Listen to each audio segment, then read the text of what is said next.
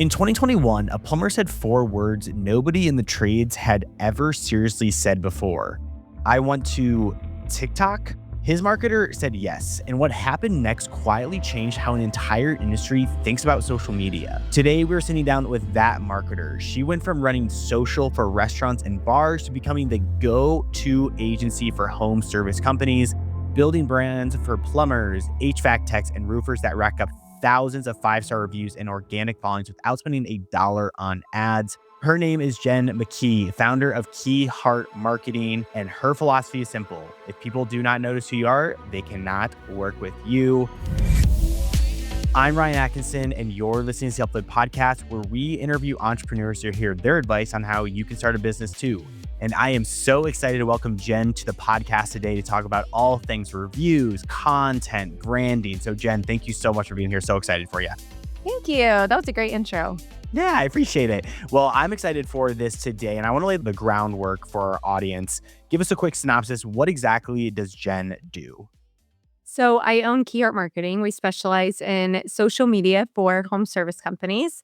I mean, now I'm the leader of that company, but I'm still obsessed with what social media, the impact that social media can have on businesses is the coolest thing to me. And that's what the whole conversation is going to be today. And I love this topic here because we really haven't had social media specialists for the trades here. So excited to talk about that. But before we do it, let's go to early 2021, because you looked at that trade space and virtually nobody was on TikTok.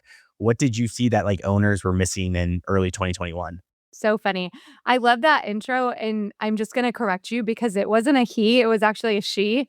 It was a husband and wife team, but it was the wife that I was originally talking to.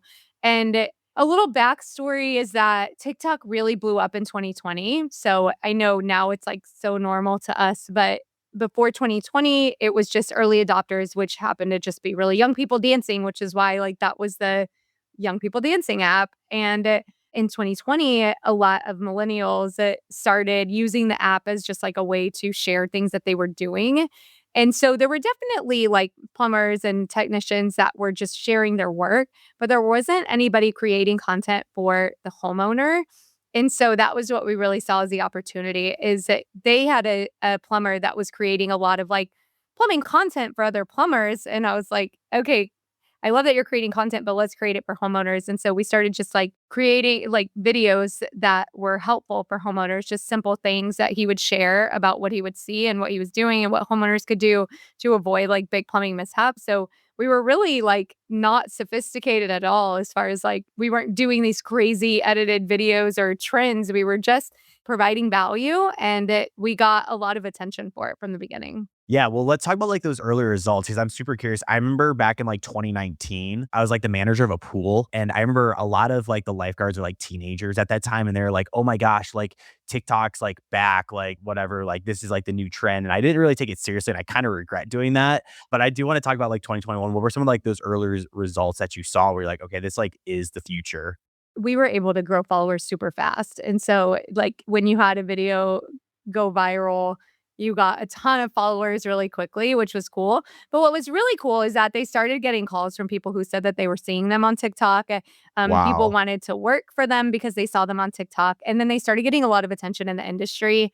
They were part of best practice groups where people were like, okay, I want my social media to be like that. They got to be on industry stages and talking about the marketing strategy that they were taking. So I feel like it got to the point, and especially now where you don't have to convince people that this is a good idea, but people were clearly this is a good idea. And so more people should be doing it. Oh, that's so good. Well, let's talk about how more people can be doing it. So for someone that is interested in the home services space now, they're starting a company there, they have a company there, either way, and they have never posted a single piece of content. What is the very first thing that they should do this week to get started on it? Document something that you're doing and post it. And you don't have to edit it. You don't have to overthink it. Literally selfie at a job site. If you're going to a BNI or chamber meeting, anything that can hey, this is me and this is what I do basically.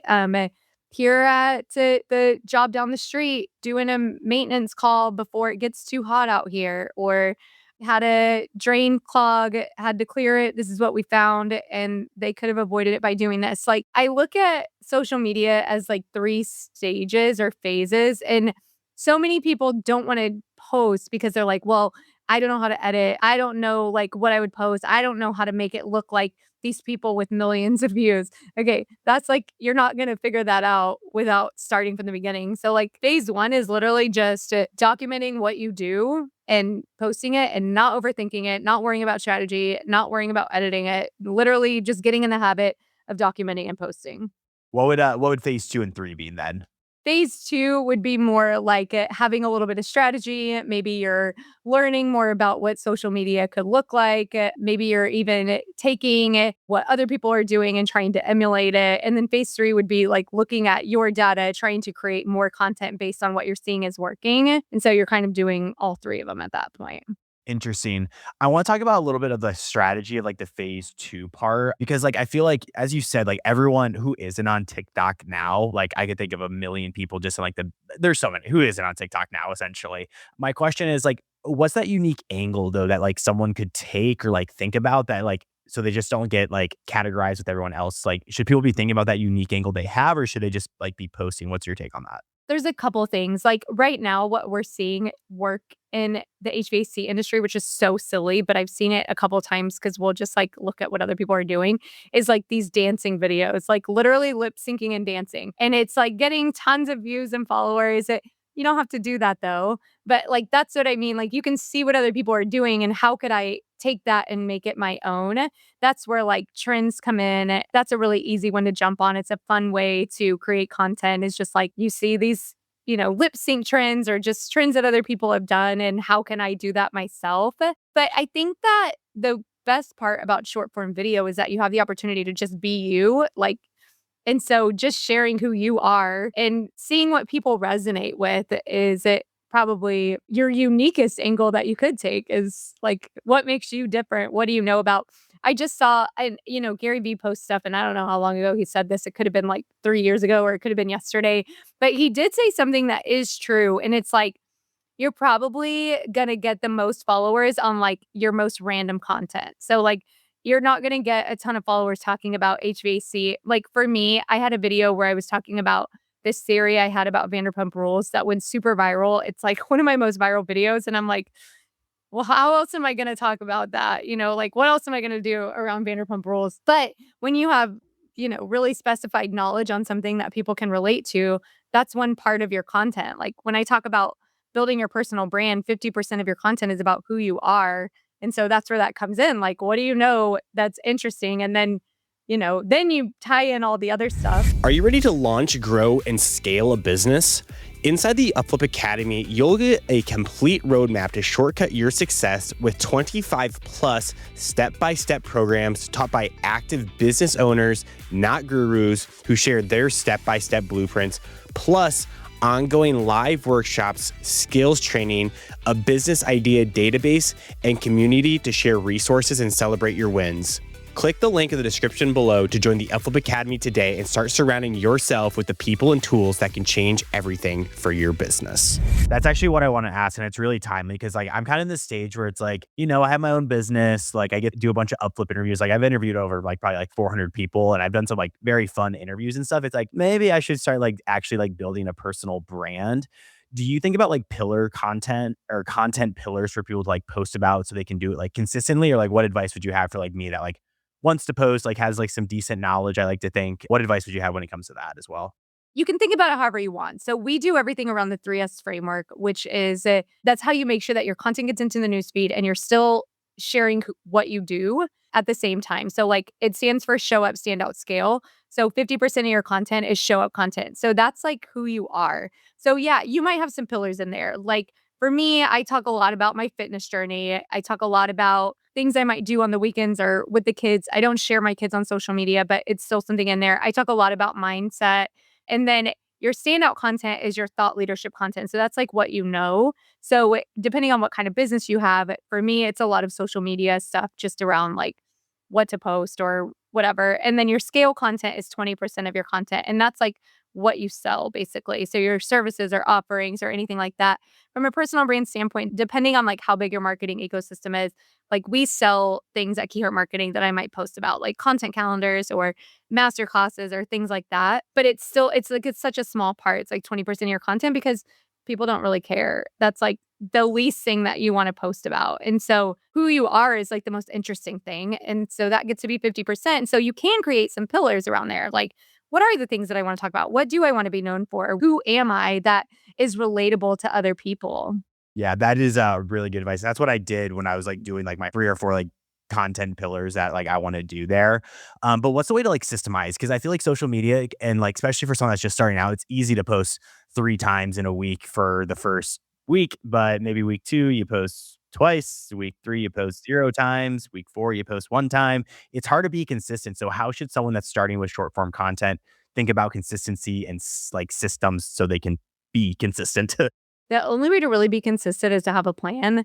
And so that's like, even for our clients, we plan a month at a time. And so we start off, we have the 4 C's of content creation. So, like, the first one is your consistency. And so it's how often are you going to post and how much time you have really plays into that. Do you have 4 hours a week to spend on social media? Because recording content, editing content, creating it, captions, uploading it, or scheduling, it all takes a lot of time. And so you have to be realistic because what happens is a lot of people are like, I'm going to post like 6 times a day. That's like 6 hours a day. Is that what I mean, if you want to be a content creator, then great. But if you don't have a team and you're doing this on your own, maybe just 3 times a week to start off with is a really great place to be like, okay, I can consistently do this. I can create 1 video a week and 2 static posts a week, and that's where I'm going to start. And so then your next C is your calendar, which is looking at what do you have going on this month? Like, what are you doing? Are you traveling for work? If you work in HVAC, do you have an install next week? Are you going to a chamber meeting? Is it your birthday? Like, what are these important dates that you know that make great content that you can like take pictures of or get video of or whatever? And then you fill in the blanks with the 3S framework. And so something else about you, something else about what you know, something else about what you sell. And then the third C is your content. So, like, if you're going to record 4 videos, put that in your calendar, get it in your, record the videos and get it out there. Or if you need to get photos and you need to put yourself a reminder so that you can do it. And then the fourth C, I don't know why I can't think of it right now, but what it is having accountability. And so it's like maybe joining a group or letting somebody you know, or just getting it in your calendar right now. But like, if you don't have a plan, it's never going to work. Like, you're always going to just like get to it and then lose it. Oh, it's your commitment and consistency. Yeah, and that's something that I've been doing is like I planned like a whole month of content that I wanted to just like write on LinkedIn just to like start. It was like a 2 hour thing and it set me up for like a whole month. And it's like, okay, I can do that consistently and I can like commit to that to like once a month, 2 hour activity for a whole month. So if someone's listening, I think they could learn something about that as well. The part that I want to hit on is the team aspect. So one way that can help with the consistency of systems is to hire editors, hire script writers. Obviously, you can't do that from day one. Maybe you can if you're lucky enough to do it, but people will get there. How should people think about like hiring someone to freelance it? Like, what are some like key aspects of like actually putting a team in place for this? Yeah. I mean, I think that you have to determine like what you're bringing to it or how much support you actually need. So, like, for me to hire somebody, I'm going to lead the strategy. I know what I'm looking for. I could hire somebody to edit my videos because I already know what videos I'm going to record. I already have someone to help me record them. I already, and so then to just hand them to somebody over to edit, they might charge $30 a video to edit. But if you don't have that piece and you're looking for strategy, or maybe you need to hire a videographer. There are videographers who specialize in the hooks and the scripting and the shooting and the editing. So you really have to determine like what support it is that you need. We at Key Art Marketing do all of it. Like, we do all of the scripting. We bring the videographer Wow. out. We do all of the editing and we do the posting. So the investment is going to be much higher than someone that is just doing the editing. Or a lot of people, especially in home services, I find people like are like, oh, well, could we get an intern for the summer that could do it? Or my niece likes to take videos, so let's bring her in. And you can, but it's the same thing. Like, so who's leading the strategy? Do they have a background knowledge in this? And then the other thing that I find is like getting people comfortable to record on camera is a skill also. Oh And my like, gosh. Yeah. young people struggle with that. Like, you're asking somebody to get way out of their comfort zone, go up to somebody that they don't know who's older than them, who's working, and say, hey, I need you to do this trend for me. Like, so some people have the right, they can do that. They have the right personality for it, and some people don't. And so that's really where you got to figure out your investment level. Yeah, and I feel like the editing piece is like, is that the most time what is I should ask, what is the Video most editing for yeah, video editing takes sure. forever. Talk to us about that and what are some good resources for that? A really cool one is Opus Clips. It is paid, but it's great. You can take like a long form content like this. You could even, record yourself with your phone for 30 minutes doing different topics and then put it into Opus Clips and it'll split it up. So it's not like the greatest stuff, but it's some place to start and it does it for you. Opus will even schedule for you. Like you can set it up to schedule onto YouTube and TikTok. And yeah, so that's super cool. It's an AI tool and AI generates captions for you. You can put some B roll in there.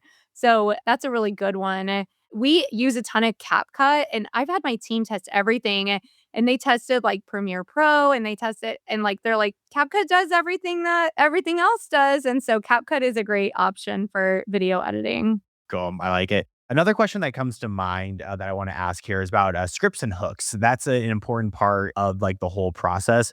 How do you think about writing like the scripts and like the hooks to like be effective on these platforms? That's a skill and it's a tough one. Like it's hard. AI doesn't really do a great job with it. It's really like what we find is if you can get somebody to just answer a question, then we can find the hook in there usually. Or like kind of if we're sitting with somebody and they're talking, then we can pull a hook or ask them like, okay, now say this at the beginning or something. But a hook is just for anyone that's listening that doesn't know, it's just something that's going to catch their attention. So we also want our clients to like if you're talking about HVAC, like go stand in front of a unit and talk about it in front of it. That's a lot more interesting and intriguing than like sitting at your desk and sharing information. So that can visually can be a great hook too. Yeah, there's so much that like goes in like the whole process of it of like strategy, execution, editing, all of that. But another really key piece of this is that like multi-platform strategy because your team's posting on the TikToks, Instagram, Reels, LinkedIn, YouTube, really all of it. Walk us through like why that matters from a distribution perspective and why everyone should be doing that and be thinking about that instead of just posting only on TikTok. We cross post everything. So we don't have separate strategies for all the platforms, which you absolutely can do, but that comes back to like how much time do you have and what is your goal here? What's great about cross posting is that it takes less time, but you get a lot more visibility. And so instead of just getting visibility on Facebook, now you have Instagram, TikTok, YouTube, and LinkedIn to reach more people or reach the same person multiple times. And so all of that can help with brand recall. I was meeting with another vendor in this space that does a lot of brand awareness and they do geolocation targeting Oh, wow. for household targeting. It's super awesome.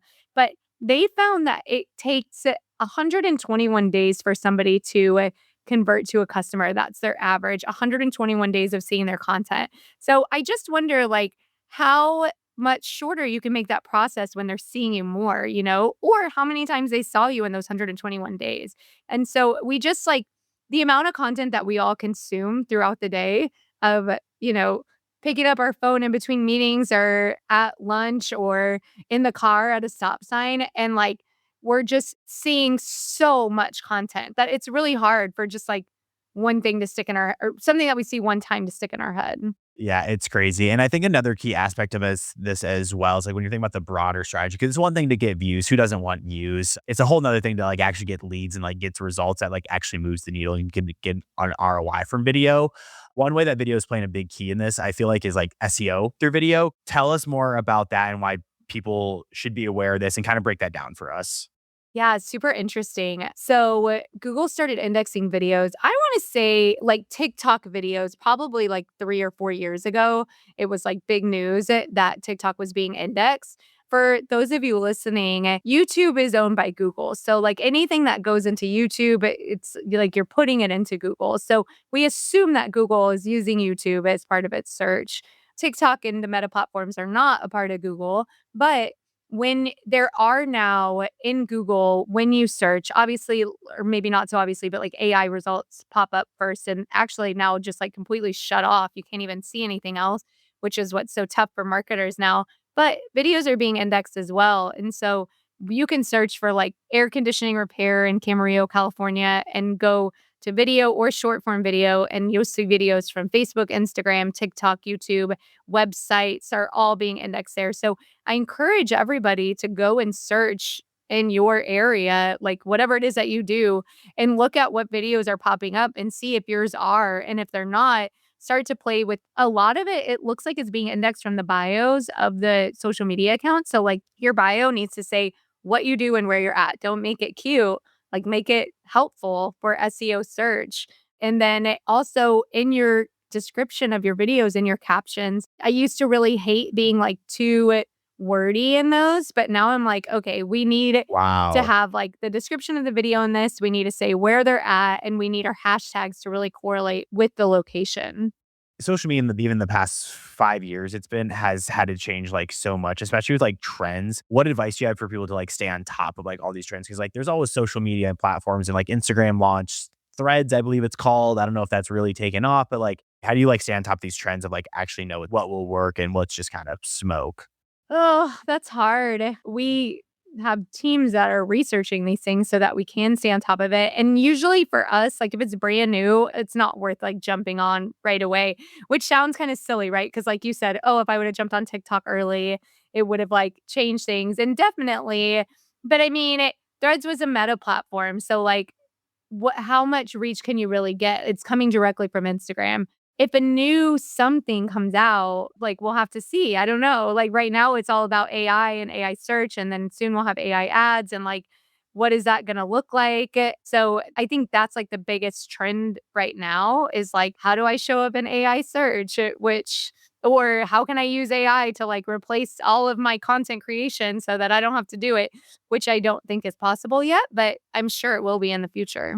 That's so good. Few more questions before we end here. I want to talk about just kind of like imposter syndrome, because I feel like a lot of people, especially in like this home services industry, could be like, oh, like I shouldn't be on camera, or like I don't really deserve to be on here. Tell us about imposter syndrome and how someone that's just getting started with social media can like get through that. Tell us more about that. Yeah, I mean, I think that all of us have so much to offer one another. And there's like a poem. I was just telling somebody else about this too, because it's one of my favorite things to consider. But people sometimes ask, like, well, isn't it just egotistical for me to like talk about myself? And, it's like, what did you start your business for? What was your purpose for this? And what are your goals? And like, what are you willing to do to make those goals happen? Because putting yourself out there is like one of the least selfish or egotistical things you can do. I was talking to my coach, and my fitness coach, and she was struggling with this. And she's, an awesome, strong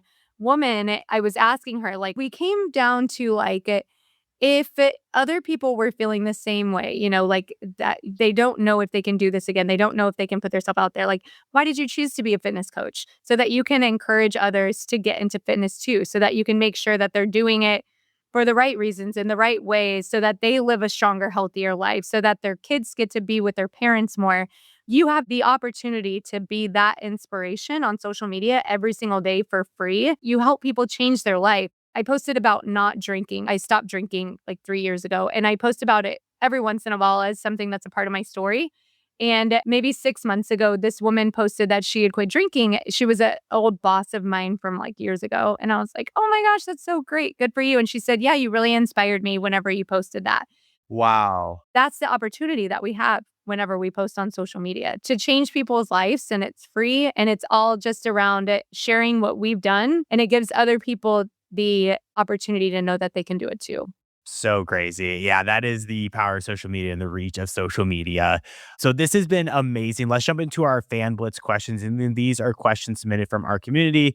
Listeners, if you want to join in on world-class entrepreneurs like Jen, email us at podcast@upflip.com. We'll get all your questions answered there. But Jen, ready for our last five here? Yep. One piece of content, a photo, a video, a caption that you have completely seen blown up for a trades company that nobody would have expected. What was it? Oh, asking multiple people what they keep their thermostat temperature at. It's so crazy. You have 1 minute with a plumber who has been putting off social media for 3 years. What do you finally say to get them started? Waiting isn't getting you any it's not getting that visibility any faster. I like it. Best piece of business advice you ever got and who gave it to you? I read the book, You Are a Badass at Making Money, which taught the law of attraction, and that completely changed my life. That's great. If you had to pick one platform to build a home service brand from scratch today with zero budget, which one would it be and why? Probably TikTok because you're still able to reach people without ad spend with a brand new account. Then last one for you. What is the biggest lie the marketing industry keeps telling small business owners? I guess that, like, you should or you could do it yourself. Not to say that you can't, but, like, what are you trying to do? Are you trying to be a marketer or are you trying to grow a trades business? Jen, this has been amazing. I absolutely love the content or the content of social media. So it's always fun to talk about. If someone's like, oh my gosh, I need to learn more about Jen, ask her a few questions. Where would be the best place to reach you at?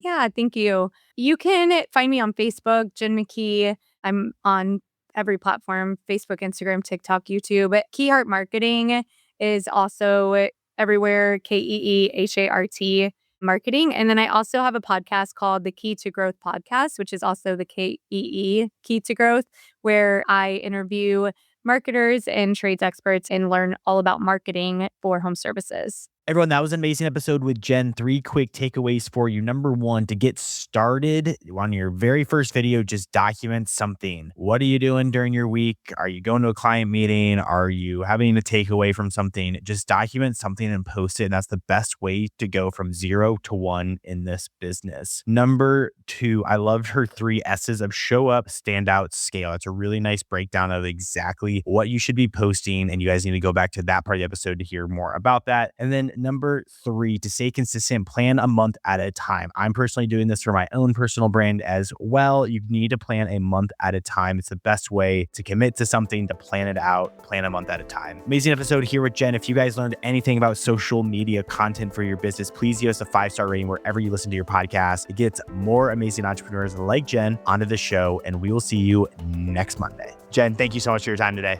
Thank you.